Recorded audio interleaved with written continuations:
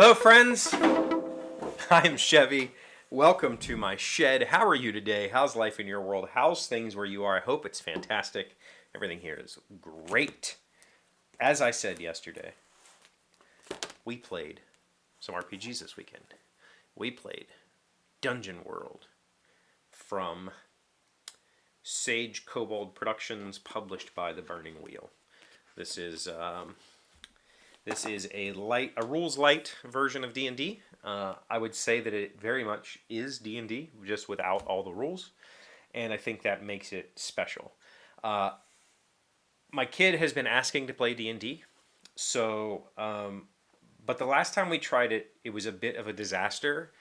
I hadn't played at that point, so we tried during the pandemic. Yeah, we played during that first year, I think. Her and my oldest, she mentioned it, my youngest mentioned it, my oldest said, I want to do that too.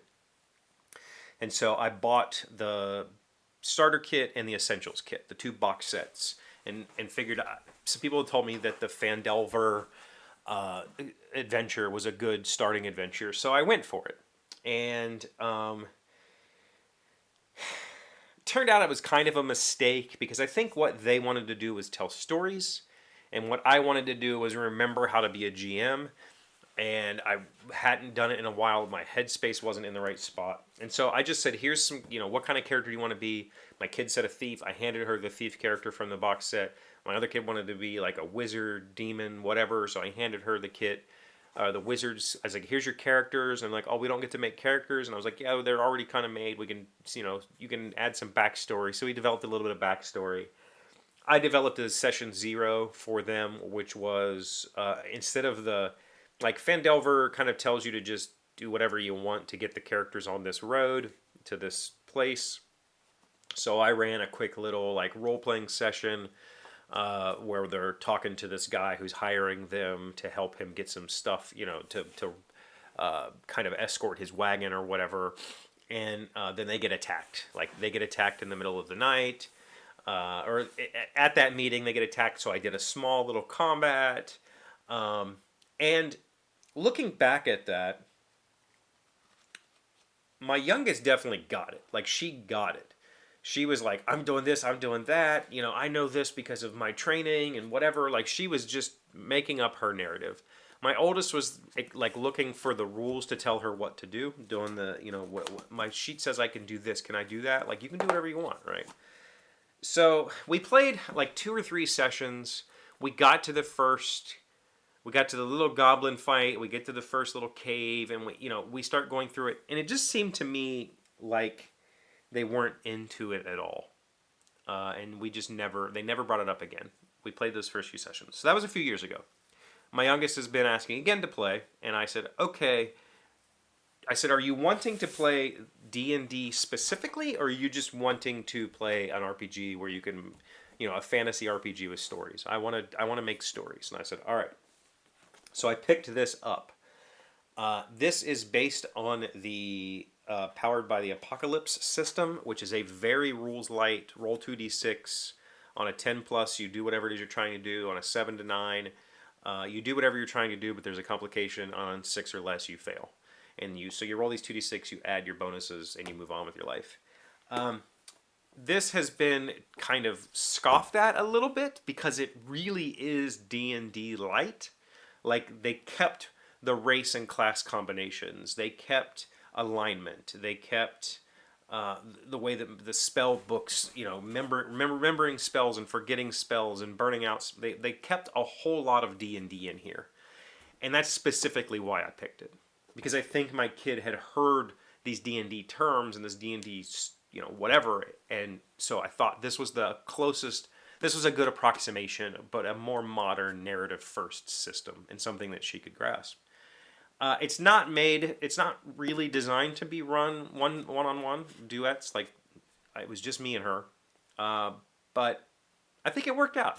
I made an NPC. She wanted to be a thief, an elven thief, which is not in this book. I had to make up an elf bonus for her. I think we found one that was really fun. I based it on my old school. I based it on old like Mines of Moria or roguelites, like the old rogue style games, where some classes could uh, detect language or read languages, and so I gave her that ability as an elf. She has the ability to kind of intuit language. She has to roll for it, but she can figure language out. So I think we had a blast, honestly. We started our first session. We decided we've known each other for a few months at this point. We've been kind of hanging out. She's a runaway from her elven culture. My guy is a forest, like a ranger, who's been slowly kind of moving away from his father's logging business. They met near the edge of this haunted forest and end up, kind of kicking it off because the elf is like interested in this wolf that I have with me because in the mountains the wolves just are running wild and they're a problem. But mine is and she wants to know more about my wolf. I want to know more about her. She doesn't know anything about how to survive. She ran away a couple years ago and is barely making it. She'd be going back to the elven town where she came from and stealing from them.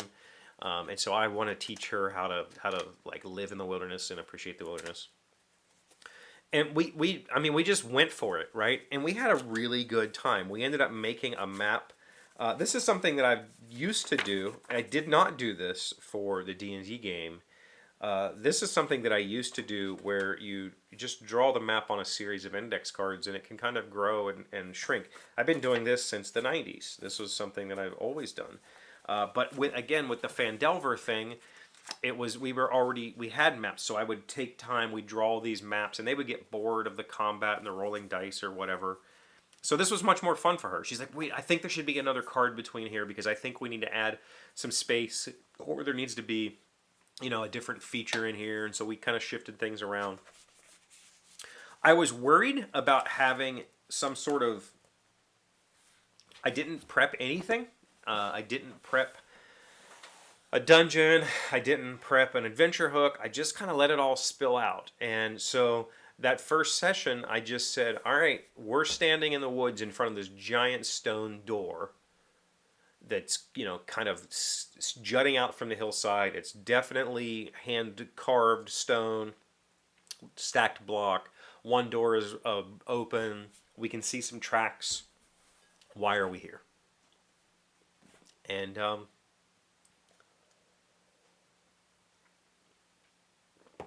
I think that's the core principle of this game. When you read this book, they try to drill it into you that one of your DMs, one of your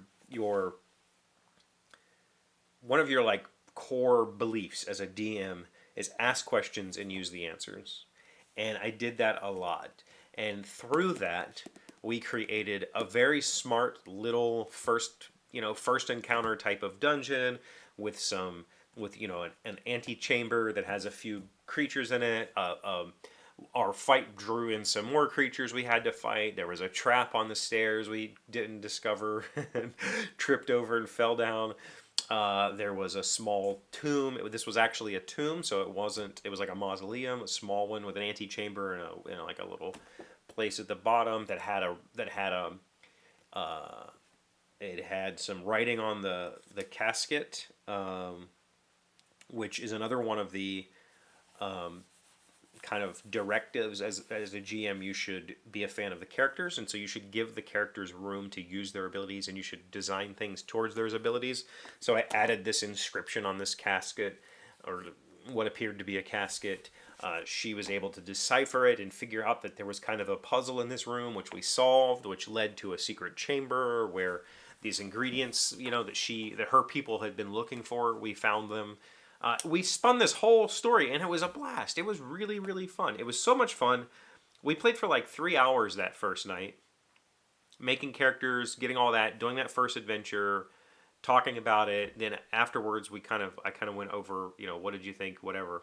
And then Sunday we played again. Like, she came downstairs at like 10 o'clock in the morning. It was like, when can we play again? And I was like, cool. Like, we'll play today. I said, I have chores to do, but we'll get it done. And so we did. We played Sunday night for a couple of hours, or maybe it was just... It was actually... She was distracted. I was distracted. I don't think it went... in my head, I had decided that we were going to go. She wanted to head back towards her homeland to kind of show off. We got this potion ingredient that the elves wanted. We're going to go show off.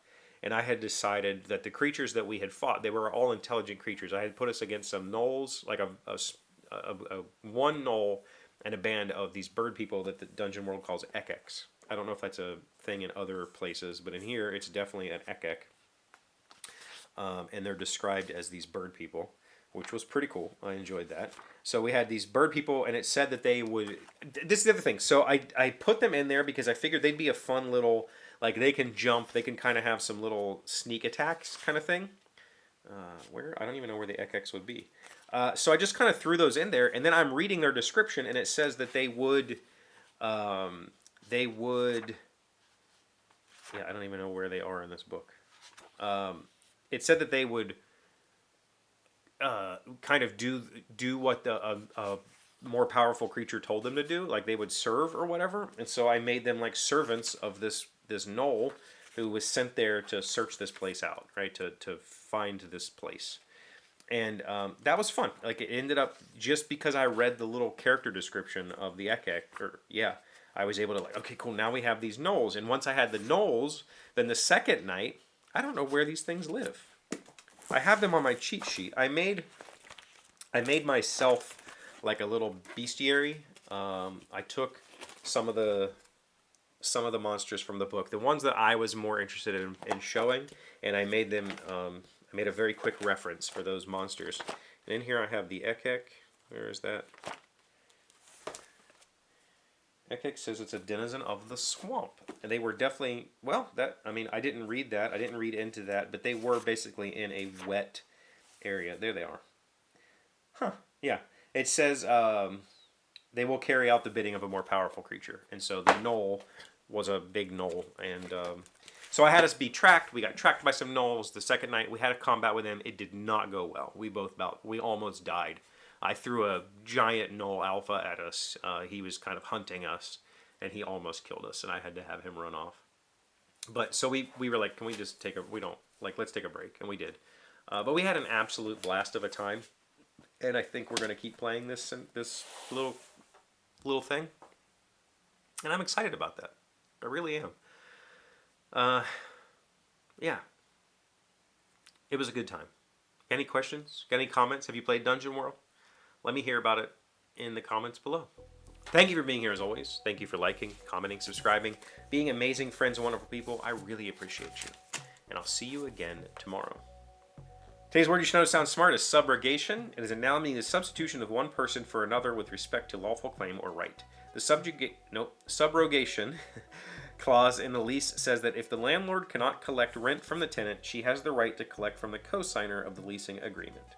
Subrogation. Subrogation. Is that interesting? I didn't know that. So when you co-sign on a loan, that's subrogation?